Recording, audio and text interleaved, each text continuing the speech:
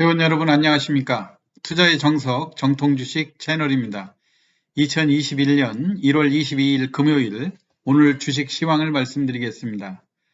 오늘 시황에서는 그동안 연초에 제가 대한전선에 대해서 금년도 매각을 재료로 해서 기대가 되는 종목이다 해가지고 대형주 쪽이 계속해서 상승하는 와중에도 중소형주로 매각을 재료로 해서 금년도 주목해봐야 될 종목으로 많이 시황에서도 소개를 해드리고 분석을 해드린 적이 있었는데요. 오늘 드디어 이 대한전선이 우리가 기다리고 기다리던 좋은 뉴스가 나왔습니다. 우선 그 뉴스를 간략히 설명을 해드리면요. 대한전선이 작년 11월부터 국내 시장에 매각을 추진하기 위해서 매물로 내놨는데요. 작년에는 그 매각이 성사되지 않고 넘어가고 금년 1월부터 내 2월까지 매각 인수자들을 모집을 하고 심사를 거쳐서 금년 상반기 중에 매각한다 그런 뉴스들이 나왔었는데요. 오늘 그 대한전선의 매각과 관련해서 앞으로 대한전선의 가격이 시장에서 매각 가격이 한층 높아질 수 있는 사상 최대의 실적을 발표함으로써 시장을 오늘 시간의 시장에서 상한가로 상승하는 그런 열기를 보여주었습니다. 우선 간략히 지난 4분기의 매출은 4,272억이고요. 영업이익이 186억이었거든요. 그런데 누계로는 1조 4,483억. 작년 코로나로 인해서 전반적으로 경기가 침체되는 와중에도 대한전선이 아주 눈에 띄는 괄목할 만한 실적을 보여주었고요. 또 눈에 띄는 것은 그 영업이익이죠. 영업이익이 515억으로 증가를 해서 무려 작년 대비 99%의 증가를 했고요. 순이익도 188억의 흑자를 전환했습니다. 작년에 마이너스 284억 원에서 흑자로 전환했다고 하는 것은 엄청난 호재로 받아들이고요. 특히 그 매각 시장에서 대한전선에 대한 인기가 한층 더 강화될 것으로 생각이 되고 있습니다. 이 대한전선에 대해서는 제가 유튜브에서 여러 차례 작년 11월 달 매각 기사가 나오고 1,000원 미만 그 800원에서 1,000원으로 상승하면서 대량 거래가 수반된 적이 있었고요. 국내 2위의 전선업계인데 해상 케이블 이쪽에 전문으로 주력을 하고 있고 한때 재계 10위권까지 올라가는 아주 고도의 성장을 누렸던 그런 기업인데 무리한 시설 투자로 상장 폐지 위기에 놓여 있는 것을 2015년도 국내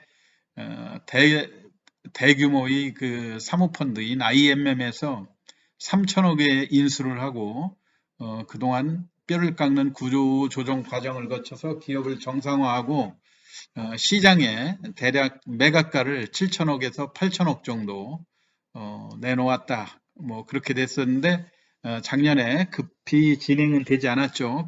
그래서 해를 바꿔서 금년에 그 1, 2월에 인수자를 다시 또 물색을 해서 실적이 작년도 사상 최대의 실적이 나왔기 때문에 훨씬 장에서 몸값이 올라갈 것으로 기대가 되고 있습니다. 물론 그 대한전선이 특별히 이 인기를 누리게 됐던 그런 이유는 여러분도 잘 아시다시피 코로나 이후 대규모 경기 부양이라든가 또는 유럽 또 그 미국에서도 이제 바이든 행정부가 나와서 풍력이라든가 태양광 같은 그린 에너지 쪽에 관심이 높아지고 있지 않습니까? 특히 우리 국내에서도 풍력에 대한 관심이 높아지고 덴마크의 세계 최대 풍력 기업인 오스테드가 국내에 진출하기 위해서 인천 덕적도 인근의 풍력 적합도를 테스트하고 있다는 이야기. 여러분 이 유튜브에서 방송으로 전달해 드렸고요.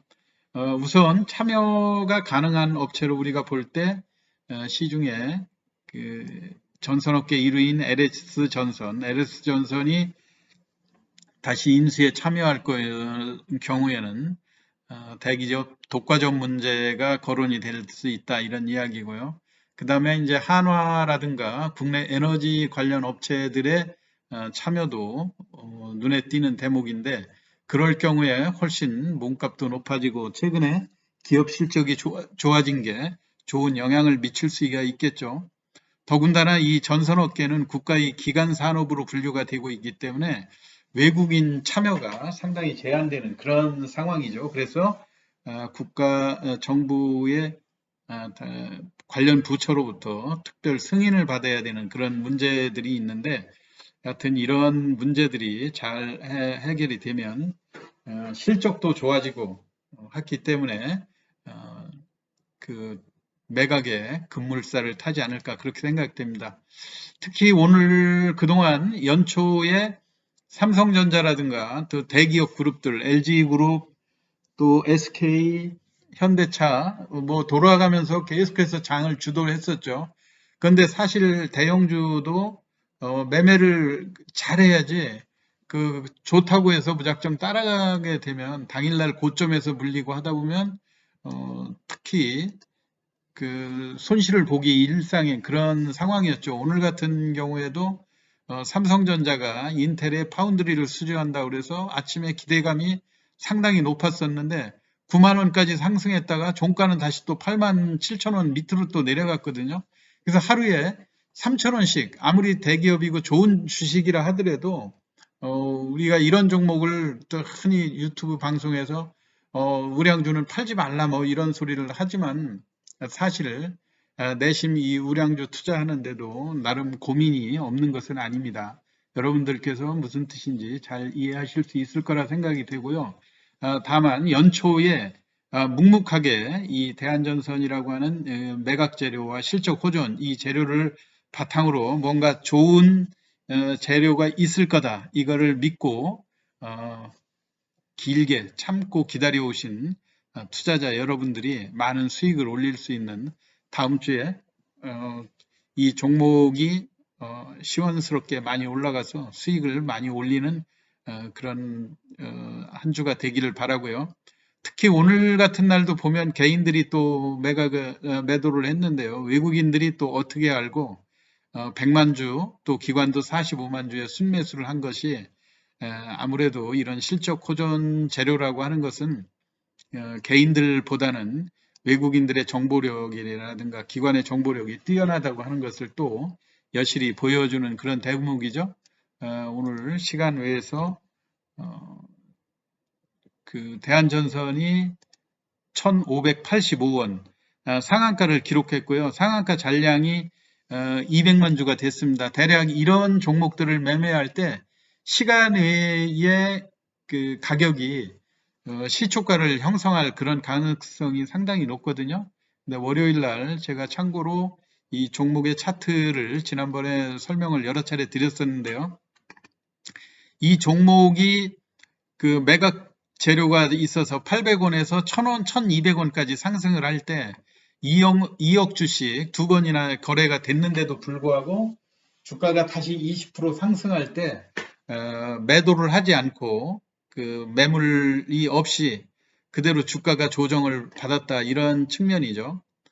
그렇기 때문에 이 종목에 대한 세력들의 기대감이 얼만큼 높은가 하는 것을 여실히 보여줄 수가 있고요. 이번에 사상 최대의 실적이라는 이 재료를 이용해서 주가가 월요일 날 갭상승할 가능성, 그 가능성은 1600원 이상으로 돌파하는 거죠. 그렇지만 여러분들이 조심해야 될 것은 지난번에도 매각이라고 하는 큰 재료가 나왔을 때 최고 고점이 1700원이었기 때문에 대략 1600원에서 1700원 사이는 대량 매물의 출혈을 불가피하게 감수를 하셔야 되는 그런 상황입니다. 그렇기 때문에 추가적으로 지금 매각 재료하고 동시에 터졌다고 그러면 30%짜리 한 번 상한가도 충분히 기대해 볼 수 있는 그런 가격이지만 여하튼 1,600원에서 1,700원에 잠재되어 있는 매물지대가 무시할 수 없는 수준이라고 하는 것을